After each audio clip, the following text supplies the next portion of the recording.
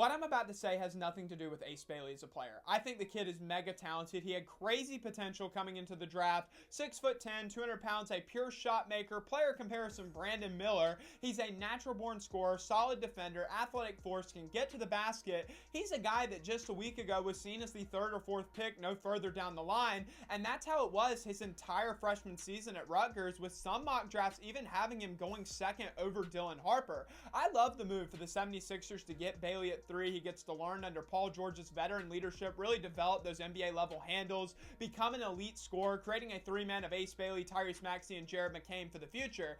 And for a while, it seemed like that was what was going to happen, but more recently, Bailey has been in the spotlight for another reason. That reason is declining workouts and interviews with top teams on the draft board, and basically forcing teams to take him based off his college film and the fact that, well, he believes he's a top 3 player. You should too.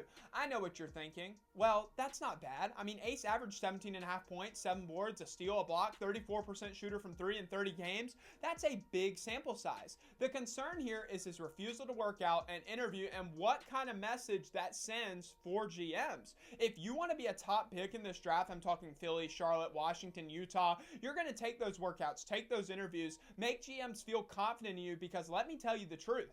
This is the National freaking Basketball Association. You need these teams a whole lot more than they need you. You're just a player with a questionable shot selection and a terrible attitude. Bailey's camp tells teams that he should be a top 3 pick in this draft, but he also needs a clear path to stardom. That takes Dallas out of the equation because they're taking Cooper Flagg. In San Antonio, all their stock is in Victor Wembanyama. In Philly, this is still Joel Embiid's team with Tyrese Maxey and Jared McCain in the wings ready to go. Charlotte has LaMelo Ball and Brandon Miller, who I think a lot of people are forgetting just how good he was in his rookie season and this year when he wasn't hurt. Utah needs a star. Washington needs a star. You can make an argument for Toronto. They need a star. But if you refuse to work out, that sends a horrible, and I mean horrible, message to scouts, to GMs, and the league in general. Somebody, whoever it is, I don't know if it's his parents, his agent, Omar Cooper, but somebody is doing Ace Bailey a disservice by pushing him to not participate. Someone is obviously whispering in his ear, man, you don't need to work out. You're the best player in this draft. Teams are going to beg for your services. Newsflash, no, they're not. They would rather have a guy like VJ Edgecombe.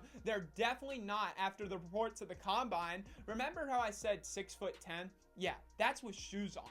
Bailey is really 6'7.5", so now he's a streaky shooter, a bad decision maker, a brat, and he's undersized at his position. This is not the first time that Ace Bailey has done something like this, as during his freshman year at Rutgers, there were rumors that Bailey would refuse to be in interviews unless he was paid, according to Jeff Goodman.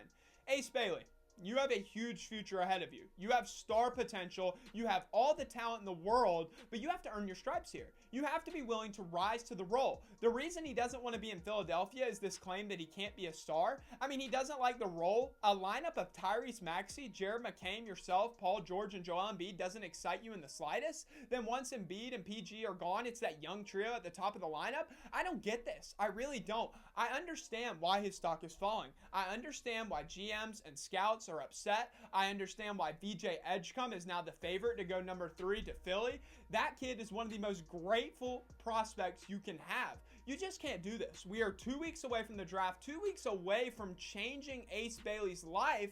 But if this keeps going, Ace Bailey will be a complete disaster.